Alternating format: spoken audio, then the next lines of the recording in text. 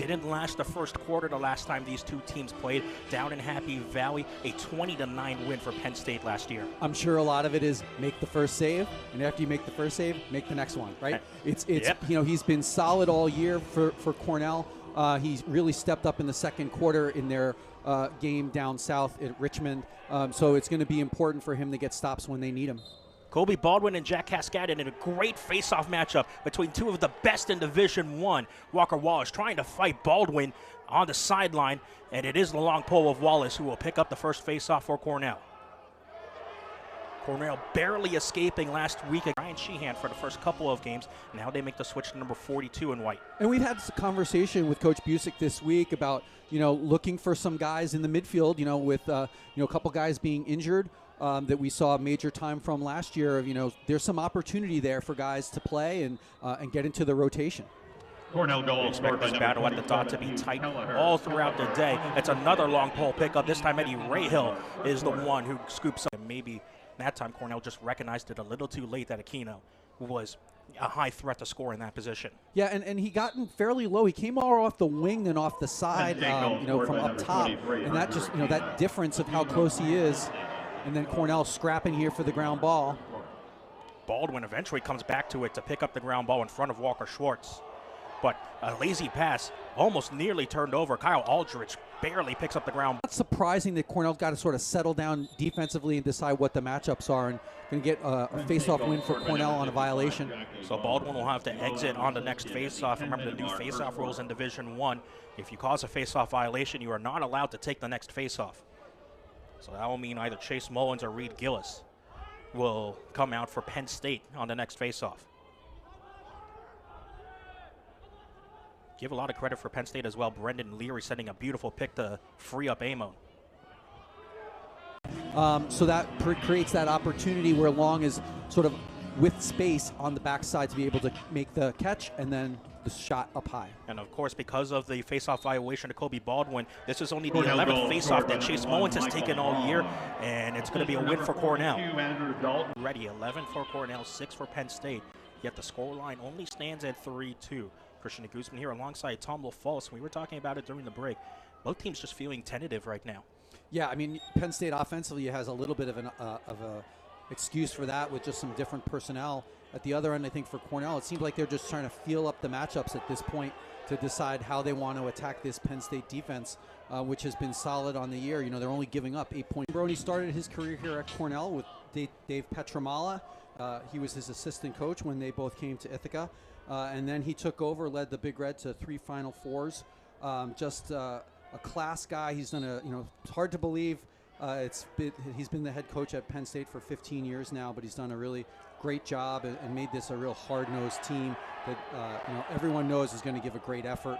You know, a big part of Coach Tambroni was so difficult to convert. You usually have to get your way through so many sticks, and just a good cut by Kirst to get inside and, you know, try and shorten that pass up a little bit. It was an old-school win out to the wings. And Eddie Rahill is the one who picks up the face-off. Seeing Long a little bit more either in front of the crease.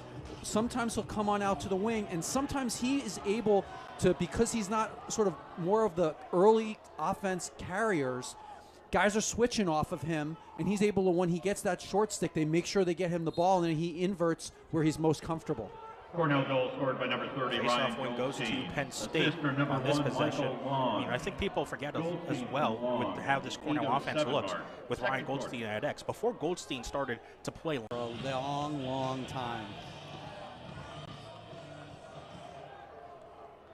Just such a dynamic player, and just the way he's able to create his own shot like that is one of his strengths. But then his ability to ride and get ground balls. He's just such an all-around lacrosse player. And State will pick. I mean, you expect Luke Wallstrom to play an important part of helping balance this Penn State attack. He's the only real regular starter on the attack that is playing today for Penn State, with no Lehman and no DeRocco. Penn State goal scored by number 21, Luke Wallstrom. And after the ground ball scrum, Baldwin comes back to get it. Wallstrom from Aquino at the 6. Then drawing the foul to close defender. And a face-off against Cascadden. violation against Cascadden, so he'll have to sit. This is for number 23, Hunter Aquino. Baldwin wants to dodge himself. Already 2 goals for Colby Baldwin up with a goal. And of course with Jack Cascadden not able to take a face-off because of the violation, it's Michael Malkonian who will take the face-off. The freshman will pick it up against Colby Baldwin. How about that to give Cornell a bit of a boost? Number 25 in white, picking up his 6th face-off win. Those pole goals are always such momentum. You can see that that guys just get excited about when a long pole goes. So Faceoff came all the way up the field out of his goal. And important there, Baldwin jumping a little early. He can't take the next lead. And we'll see another battle between the backup Fogos, Michael Malkonian for Cornell and Chase Mullins for Penn State. Ground ball somehow squirting into the Cornell offensive end. Still up for grabs, and it will be Penn State who picks up the ground ball. As Ryan O'Connor tries to fish it out of the corner and does so successfully. They're sticking with Michael Malkonian for it seems like the rest of the second half at least. Unless something drastic changes. Colby Baldwin will win this face-off. Cornell 9 face-off wins, Penn State 7.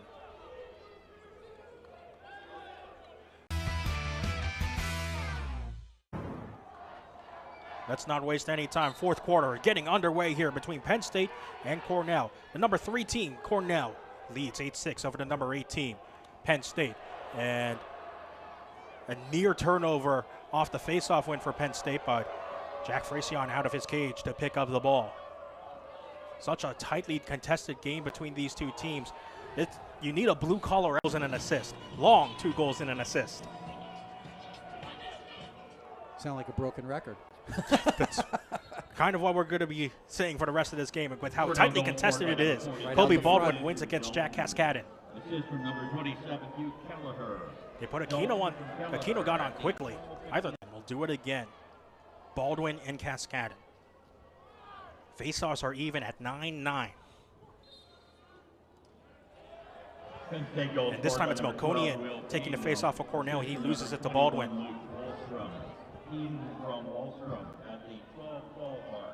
And now Colby Baldwin and Baldwin. Once again, it's Cascadden who picks up the ground ball. Here comes Jack Cascadden. Shoots. Scores!